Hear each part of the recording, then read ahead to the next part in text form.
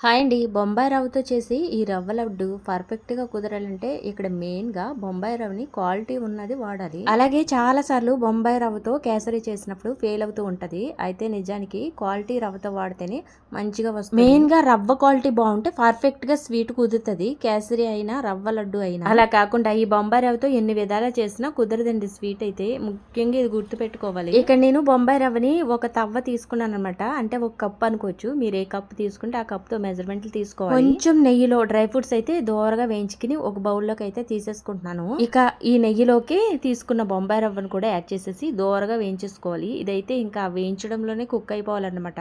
మరి ఒక cup Bombay రవ్వకి 3/4 cup పంచదార అయితే తీసుకుంటున్నాను. ఇలా స్వీట్ సరిపోతుంది. ఇందులోకి 4 ఇలాచీ వేసి మెత్తగా మిక్సీ పట్టి బౌల్లోకి అయితే తీసేసాను. దోరగా వేయించుకున్న బొంబాయి రవ్వ బాగా చల్లారిన తర్వాత మిక్సీ గిన్నెలో వేసుకుని ఒకసారి మిక్సీ పట్టుకుని ఇందులోకి యాడ్ చేసేస్తున్నాను. ఇక ఇందులోకి వేయించుకున్న డ్రై ఫ్రూట్స్ అలాగే కొంచెం నెయ్యిని కూడా యాడ్ చేసి ఇదంతా ఒకసారి కలిపేసుకుని లడ్డూలు చుట్టేసుకోవడమే. లడ్డు అవుతులేదంటే ఇంకొంచెం నెయ్యిని యాడ్ చేసి కలుపుకుని మొత్తానికి లడ్డూలు చుట్టేసుకోవాలి. అయితే ఈ ప్లేస్లో మొత్తానికి నెయ్యి కాకుండా కాచి చల్లార్చిన చిక్కటి పాలని యాడ్ చేసి కూడా రవ్వ లడ్డూలు ఇలా చుట్టేసుకోవడమే. పాలు వేసి చుట్నీ అంతగా నిలవ ఉండవు కానీ ఇలా నెయ్యి వేసి చుట్నీ ఎన్నాళ్ళైనా నిలవ ఉంటాయండి. నేను తీసుకున్న 1/2 కేజీ రవ్వకి ఇన్ని లడ్డూలు అయితే వచ్చినాయి. మరి మీ ఇంట్లో రవ్వ లడ్డుని అమితంగా ఇష్టపడే వారెవరో కామెంట్ చేయండి.